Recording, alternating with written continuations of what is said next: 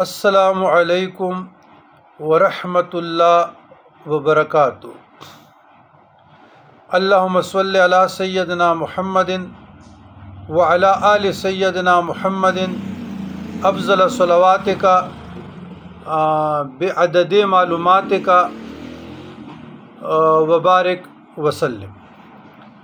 برادران اسلام، خواص فوائد سورہ ناس، جن کو وسوسے آتے ہوں، شک وہم میں مبتلا ہو، خوف میں، گھبراہٹ میں، بے چینی میں، تو جمیع حاجات، بلیات، مشکلات اس آزمائش سے نکلنے کے لیے، واسطے دفع ہونے سحر کے لیے، شر جنات سے نجات کے لیے، تو یہ اکثیر ہے سورہ ناس۔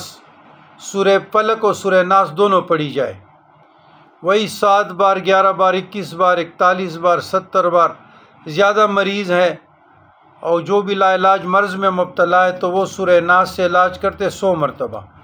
انشاءاللہ تعالی ان قسم کے جو مسائل ہیں نا، اس سے نجات ہو جائے گی۔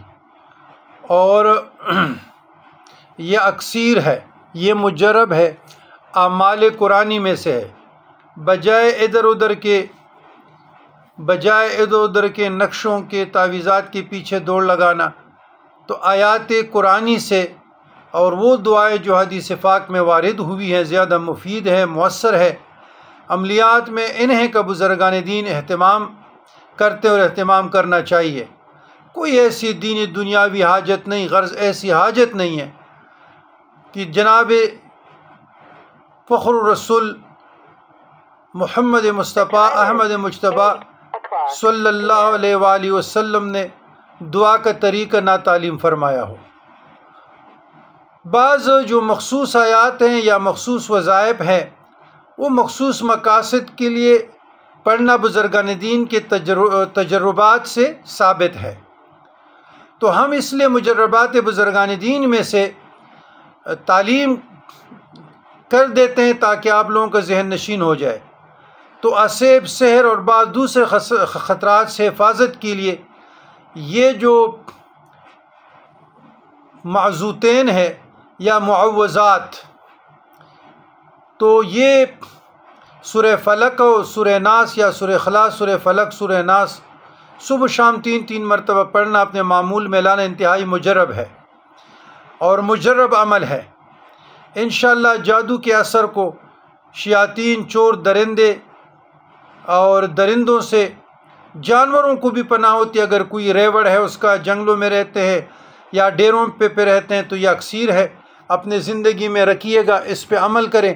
3 مرتبہ صبح، 3 مرتبہ شام عام روٹین میں پڑھے۔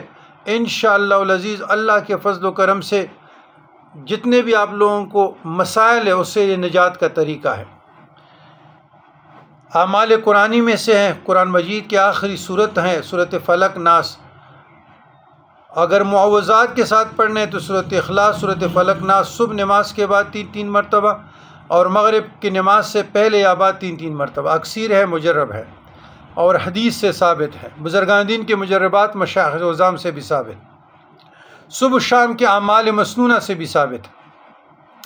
ربنا ظلمنا انفسنا وان لم تغفر لنا وترحمنا لنکونن من الخاسرین۔